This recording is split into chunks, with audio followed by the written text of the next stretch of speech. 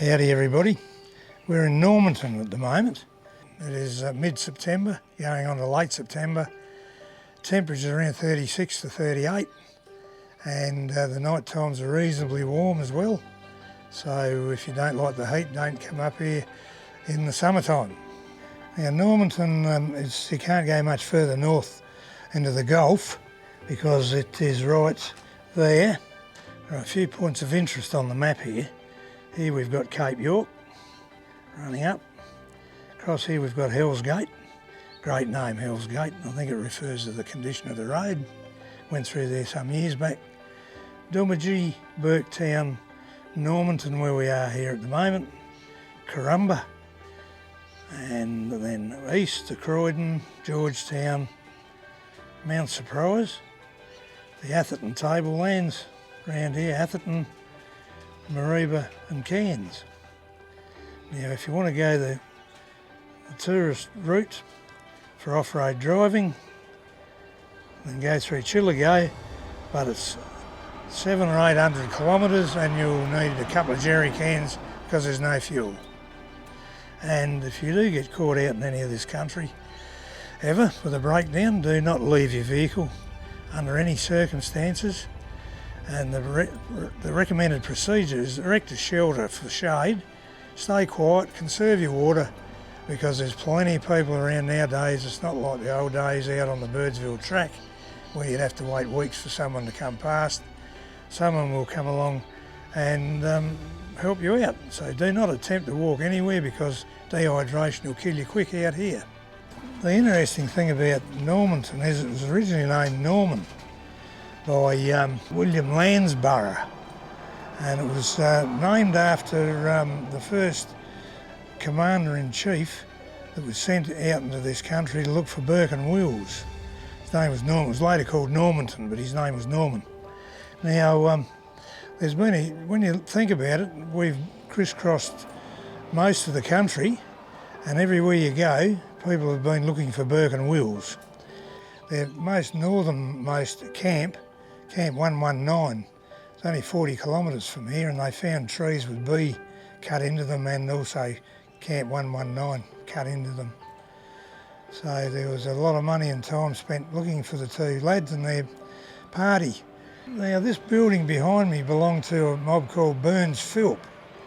Burns Philp were huge traders back in those days, and they extended into the Pacific eventually, and they even had their own currency here to spend in their own stores.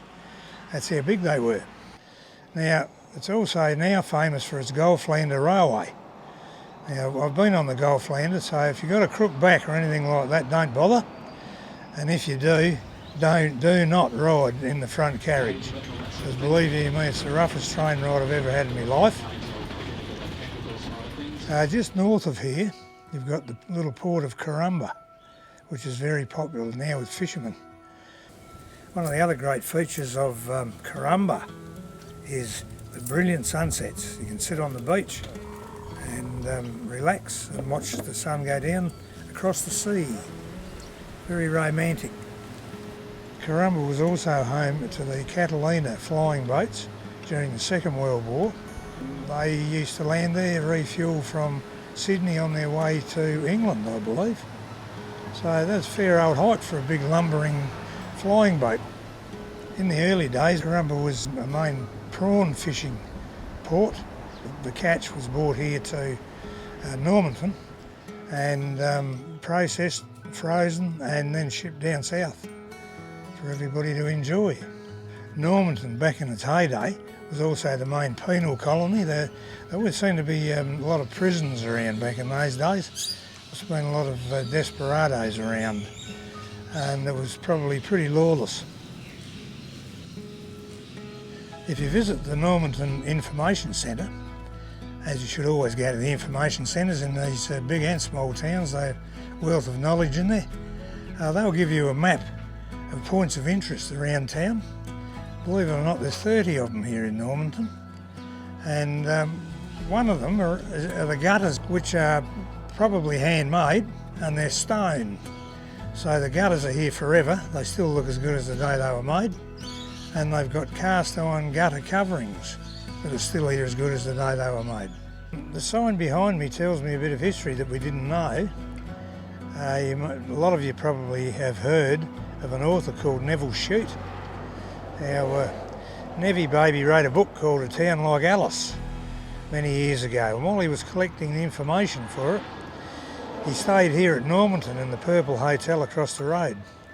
Now, back in those days, this Normanton here had a lot more men than women and a lot more people than now. And that's why he likened it to Alice Springs. So he wrote the book, A Town Like Alice, in '48. This is an old building in Normanton from the 1890s. But it was originally used as a bakery because there was Chinese stalls, markets all the way around this area. And it was then bought by Mrs. Loy in the 1900s. And Mrs. Loy eventually donated it to the Assemblies of God Church as an op shop.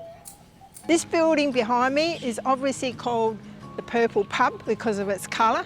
It didn't start off life this colour, it used to be white.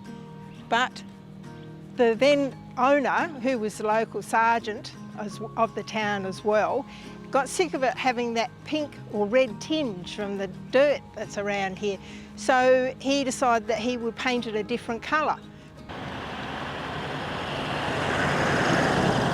So he went into Cairns to buy some bulk paint. The only paint that he could find was lilac. So that's what it was. He painted the whole hotel lilac.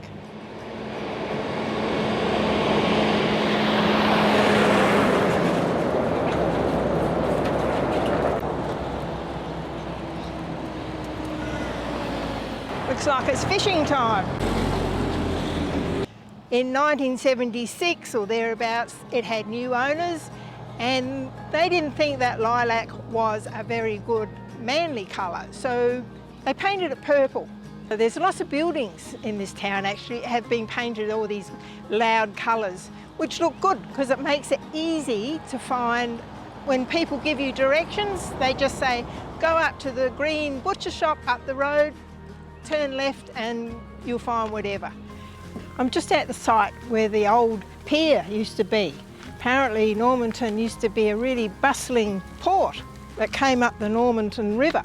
In 1974 the floods came and washed most of the jetty away. There's a little bit left underneath, but nothing really. But it is a popular fishing spot for the locals, and these ladies just came along, set up their lines, pointed out a crocodile that was floating down the river that I missed, a great big one. They're out there fishing now, waiting to get something for tea, I guess. They're using prawns. She had a tin of curry with her, and I asked her, is she making curried prawns for the fish? And she said yes, but I think she's having me on. I'm just at the Normanton boat ramp. It's a very popular place to come for fishing. You can get lots of barramundi here, but also you can get catfish and bream. You can see from this post here, it's got a 4 metre mark. Times of floods, the river shows how much the river's come up, 4 metres. And also you can see this is a floating pontoon pier, and you can see how high it can go if the river floods here. It's hard to believe that this land is so flat, the water can flood in so high. Apparently in 1974, when the floods came through, it was about 9 feet in the town. I'm standing here with my friend Krys the Savannah King, which is the largest documented saltwater crocodile ever shot and captured anywhere in the world. Measuring in at 8.63 metres, I think it is. A sizable beast, if ever I saw one. And this is a life-size replica. Krys himself, he was captured here by a lady named Christina. I can't remember her surname, it escapes me, but she was captured here in 1957. Krys the Savannah King is the emblem of Normanton. Here he is for your viewing pleasure. Thanks for watching. If you like it, give us a thumbs up, subscribe and make a comment. Thank you.